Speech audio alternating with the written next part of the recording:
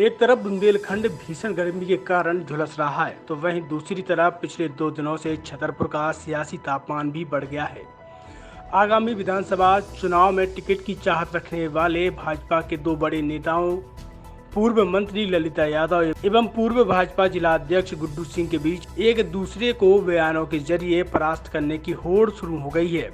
खुद को आगामी प्रत्याशी बताकर बयान की यह होड़ शुरू करने वाली ललिता यादव को जब गुड्डू सिंह ने अलोकप्रिय नेता बताया तो जवाब में उन्होंने भी 2009 में हुए छतरपुर नगरपालिका के चुनाव और इस चुनाव में हुई अर्चना सिंह की जीत पर सवाल उठा दिए।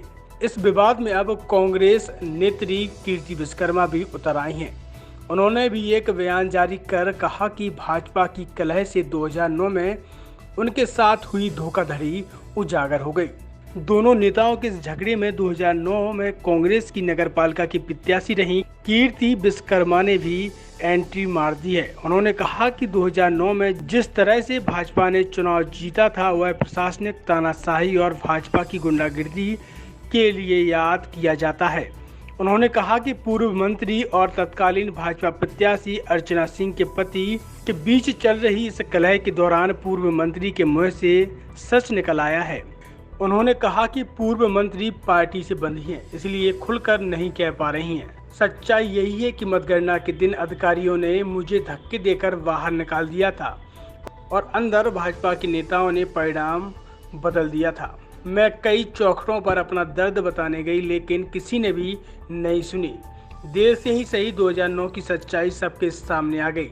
लाल कपड़े का इतिहास यही है।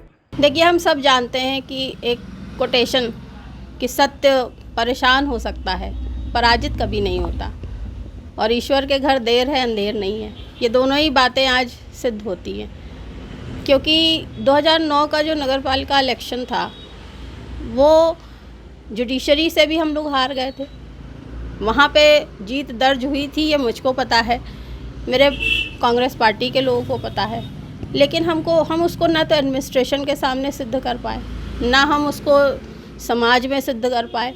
हालांकि समाज के जो लोग वहाँ पे उपस्थित थे, काउंटिंग के समय थे, महाराजा कॉलेज के टीचर्स थे, सब लोग यथार्थ बताते हैं कि बेटा ऐसा ऐसा हुआ था। लेकिन आज जो ये पूर्व मंत्री ने बयान दिया है, ये बयान नहीं दिया, कथन है उनका, अपने इमोशंस में बह के निकल आया, लेकिन वो सत्य निकल आया। कम से कम इस बात की मुझे बड़ी खुशी है कि कम से कम जनता को फाइनली पता चल गया कि जीत हार का निर्णय एक्चुअली में क्या हुआ था। और मेरी जहाँ तक बात है तो मैं तो वहाँ पे दरवाजे के बाहर धकेल दी गई थी। कलेक्टर साहब अंदर थे, मंत्री जी भी अंदर थी, माननीय लोग भी अंदर थे, बड़े बड़े नेता थे भाजपा के उस समय। हम लोग नए थे, हम तो नए ही थे पूरे। बाहर धकेल दिया गया दरवाजे के अंदर। अब वो लाल कपड़े में बंद हुआ कि नीले कपड़े में बंद हुआ, ये मंत्री जी को ही पता रहा होगा। उस समय बड़ी पावरफुल थी आप, और 13 साल होने को आए हैं। इस 13 सालों में आज ये बात सिद्ध होती है कि जो जनता समझती थी, जो जनता का मन कहता था, वो सत्य कहता था, और वो सत्य की यथार्थ मोहर लग गई आज। ये ईश्वर का न्याय मैं मानती हूँ।